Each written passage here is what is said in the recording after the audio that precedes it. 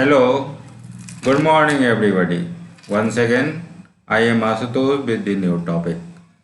आज हम लोग क्लास 12 का जो पहला चैप्टर स्टार्ट हुआ था उसमें अब आगे पढ़ेंगे बेसिक प्रॉपर्टीज ऑफ चार्जेज।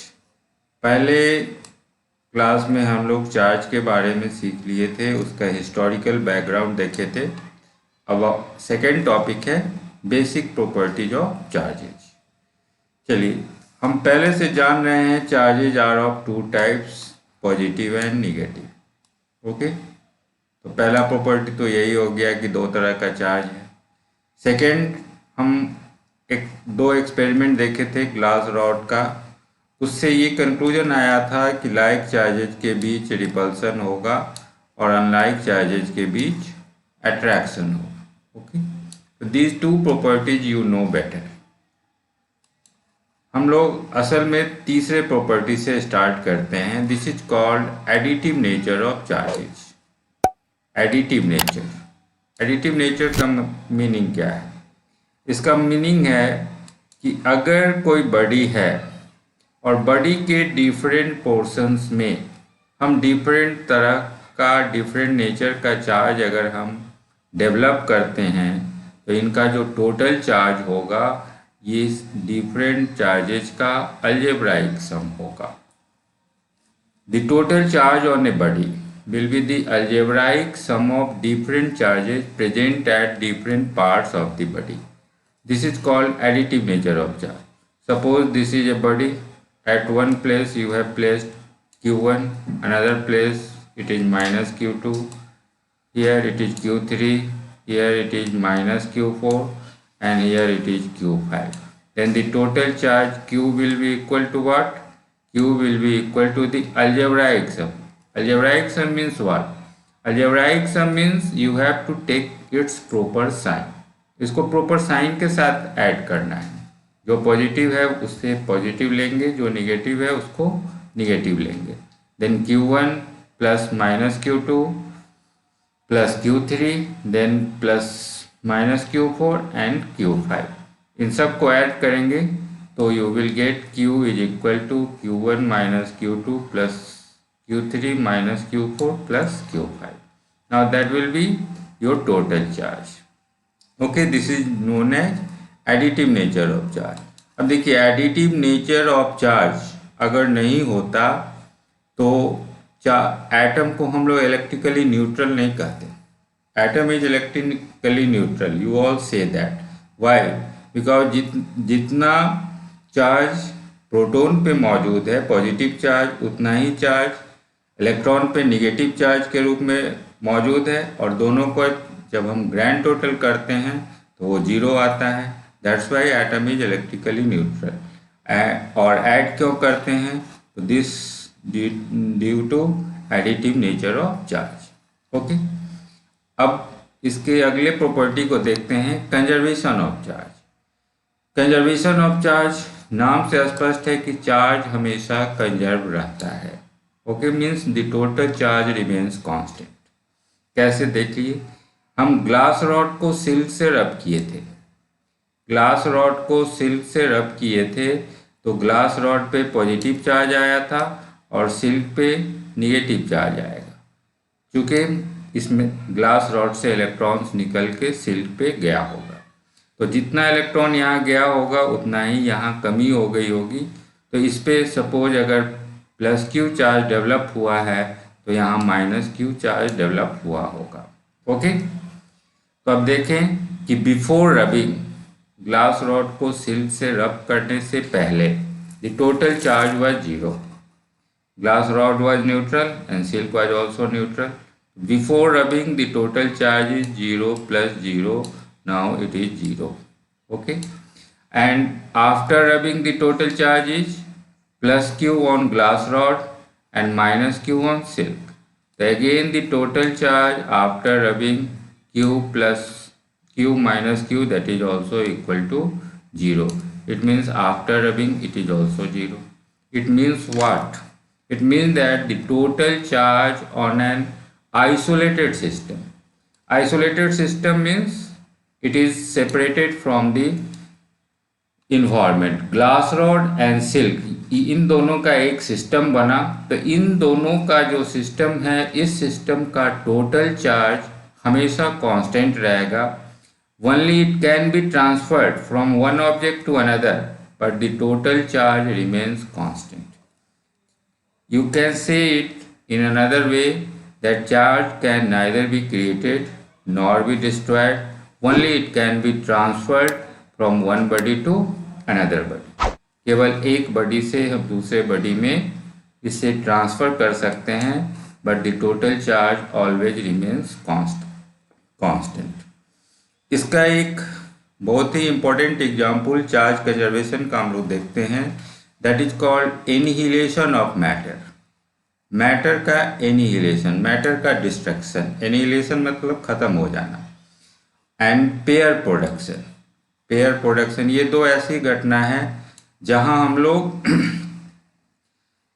एक पॉजिट्रॉन, एनिहिलेशन ऑफ मैटर में देखिए, एक पॉजिट्रॉन एंड एन इलेक्ट्रॉन। ये पॉजिट्रॉन क्या है?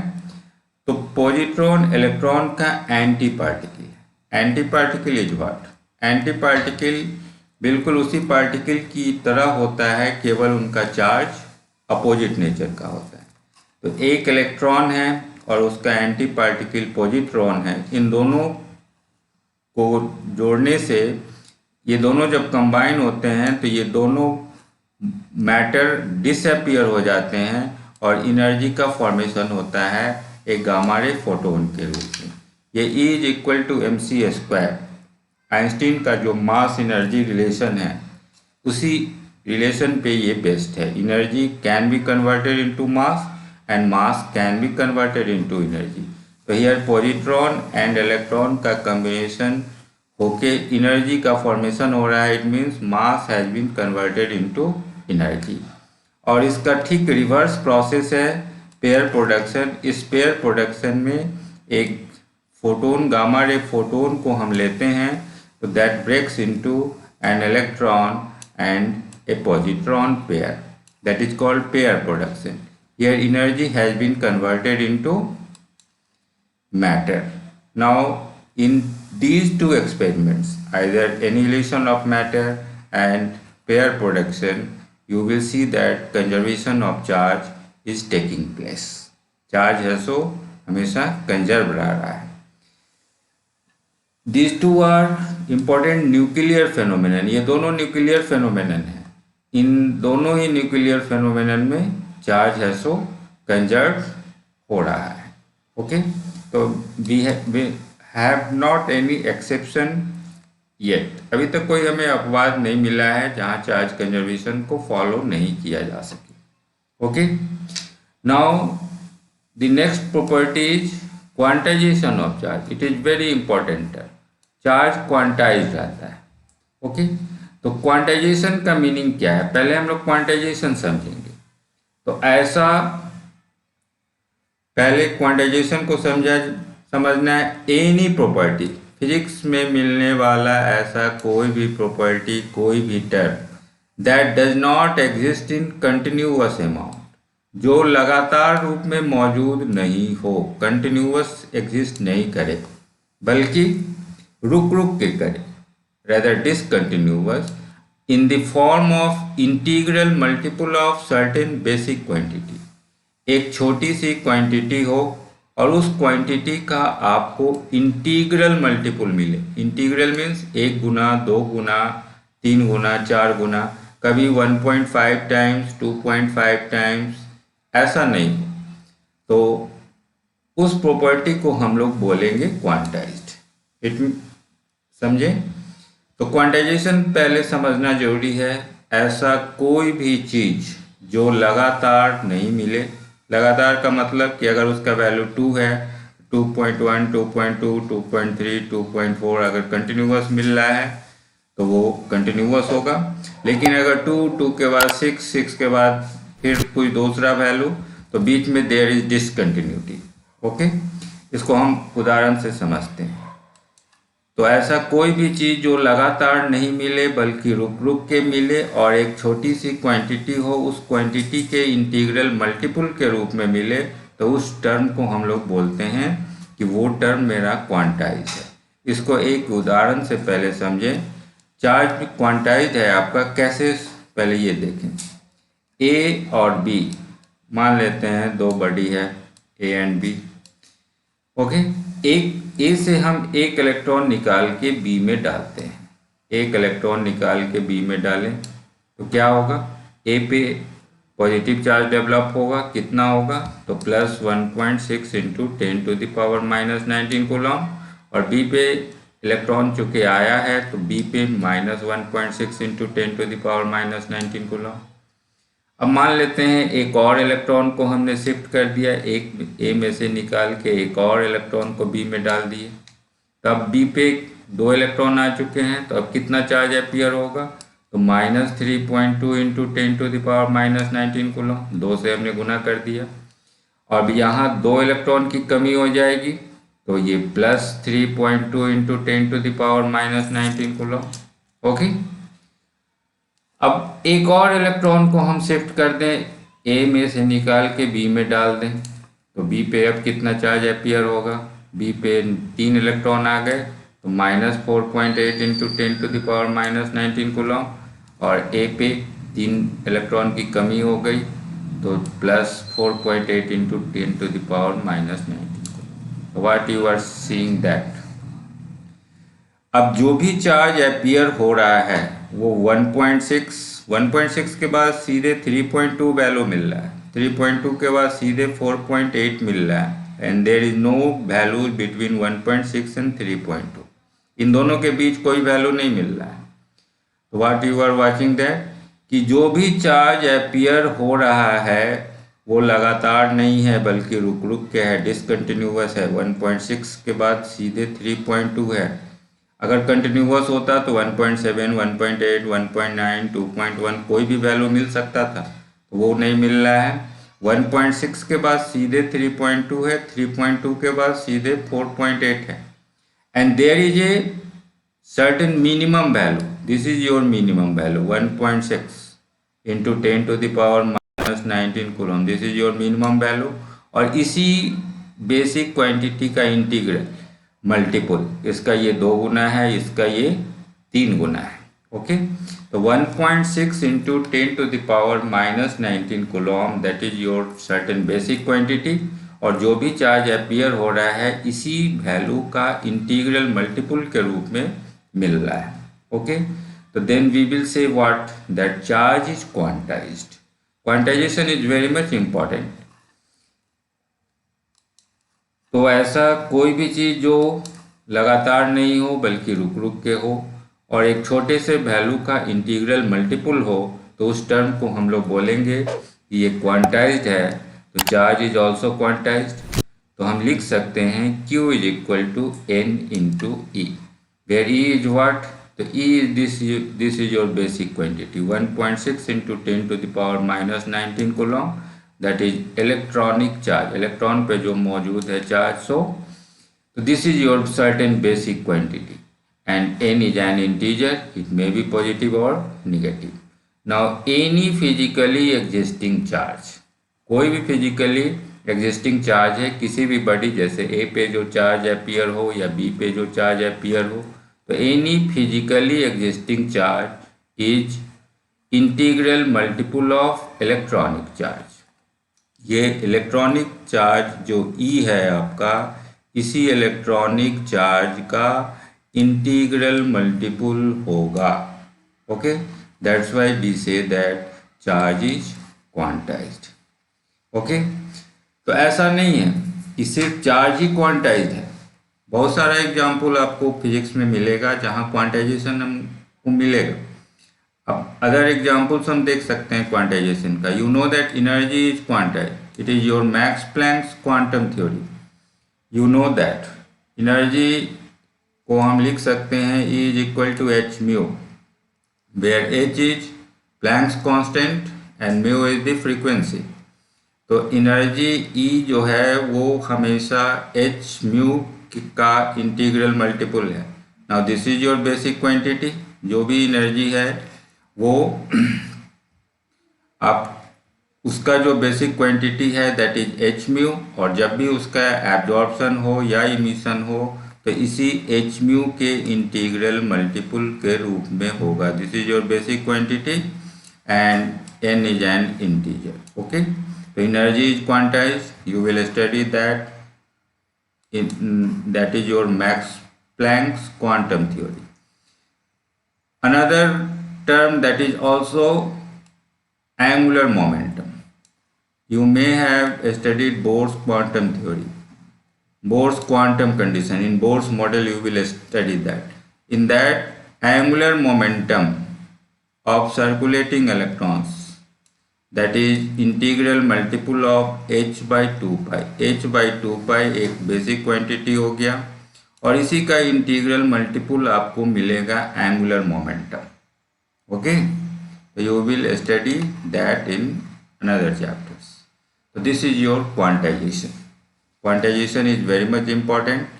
It is so much important that another branch of physics is based on that, that is quantum mechanics. Okay, now the next property of charge is relativistic invariance. Relativistic invariance means what? Means that doesn't vary, जिसका value बदले नहीं. And relativistic माने relativity से, reference frame से. तो the value of charge, charge का value does not depend upon the choice of the reference frame. ये reference frame से इंडिपेंडेंट है चार्ज का वैल्यू. आप इसे किसी भी फ्रेम में मेजर करेंगे तो चार्ज का एक ही वैल्यू आएगा. You know that in class 11th you have studied relative velocity, relative acceleration etc. You know that the velocity depends upon the choice of the reference frame. In different reference frame you may have different values of the same body moving. Okay, but the value of charge doesn't depend upon the choice of the reference frame. In all the reference frame you will get the same value of charge on any body. Okay, the value of charge does not depend whether the body is in rest or is in motion. Body rest में है या body motion में है, उससे उसके charge के value पे कोई असर नहीं होने जा रहा है. This is called relativistic invariance. Okay, now charge is transferable. Charge also transferable है. इसको एक बॉडी से हम दूसरे बॉडी में ट्रांसफर कर सकते हैं. Charge is always associated with mass. देखिए, चार्ज बिना मास के अपीयर नहीं होगा. Charge cannot exist without mass, whereas mass can exist without charge. Mass appear हो सकता है, जो न्यूट्रल है उस पर कोई चार्ज नहीं है लेकिन मास है. लेकिन चार्ज अपीयर है, हो रहा है तो मास भी मौजूद होगा. बिना मास के चार्ज अपीयर नहीं हो सकता है. अगर एक इलेक्ट्रॉन भी अपीयर कहीं हो रहा है, सिर्फ इलेक्ट्रॉन की बात करें तो वहाँ भी मास उसका 9.1 इंटू 10⁻³ kg मौजूद है. That's why we say that charge can not exist without mass. देखिए, अब नेक्स्ट प्रॉपर्टी देखते हैं. चार्ज जो है वो electric field, magnetic field and electromagnetic radiation, ये तीनों ही चीज़ को प्रोड्यूस कर सकता है. अब अलग अलग सिचुएशन है. If the charge is in rest, charge अगर सिर्फ रेस्ट में है तो इसके चारों तरफ सिर्फ इलेक्ट्रिक फील्ड का क्रिएशन होगा. आप आगे के चैप्टर्स में डिटेल पढ़ेंगे. चार्ज अगर यूनिफॉर्म मोशन में है, यूनिफॉर्म मोशन मीन्स एक्सीलरेशन नहीं होना चाहिए, अनएक्सीलेटेड मोशन. चार्ज जब अनएक्सीलेटेड मोशन में है, यूनिफॉर्म मोशन में है, तो it will create both electric field and magnetic field. तो इलेक्ट्रिक फील्ड भी बनेगा उसके चारों तरफ और मैग्नेटिक फील्ड भी बनेगा. यूनिफॉर्म मोशन को हम लोग एसटीडी करंट या डायरेक्ट करंट भी कहें. डीसी लाइन, अगर किसी वायर में करंट फ्लो कर रहा है तो वो, या अगर डीसी लाइन फ्लो कर रहा है तो उसके चारों तरफ इलेक्ट्रिक फील्ड भी बन रहा है और मैग्नेटिक फील्ड भी बन रहा है. And the third situation is charge in accelerated motion.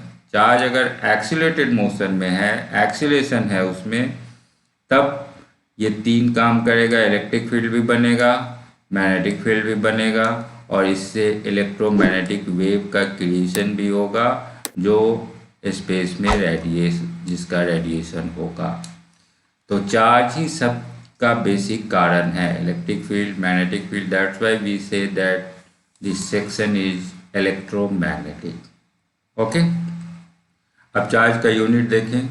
Charge का जो ऐसा यूनिट है दैट इज कूलॉम, इसको सी लेटर से रिप्रेजेंट करेंगे। और 1 coulomb that is equal to 1 ampere into 1 second. देखिए चार्ज कूलॉम जो है वो आपका फंडामेंटल फिजिकल क्वांटिटी नहीं है। चार्ज फंडामेंटल फिजिकल क्वांटिटी आपका इलेक्ट्रिक करंट है, इसलिए इसको करंट के टर्म में डिफाइन कर रहे हैं, इलेक्ट्रिक करंट। तो 1 you know that I is equal to Q by T, then Q will be equal to I into T. That's why I is ampere current and time second. 1 coulomb will be equal to 1 ampere into 1 second. Okay, now this is your SI unit. In CGS you have two different types of unit, ESU and EMU. ESU is electrostatic unit and EMU is electromagnetic unit. Electrostatic unit में इसका नाम हम 1 stat Coulomb देते हैं, electromagnetic में 1 एब coulomb देते हैं। Okay, stat coulomb ESU unit, ab coulomb EMU unit, और इनमें रिलेशन है 1 coulomb is equal to 3 into 10 to the power 9 stat coulomb, and that is equal to 1 by 10 लिखें या 10 to the power -1 लिखें एब Coulomb. Now this is the relation between the 3 units. You can find out the dimension of Q, dimension of charge, so that will be ampere का हो गया A and time का T. So now the dimension of charge is A into T. Okay, आज का class अब यहीं ख़त्म करते हैं, ठीक है। Okay, thank you.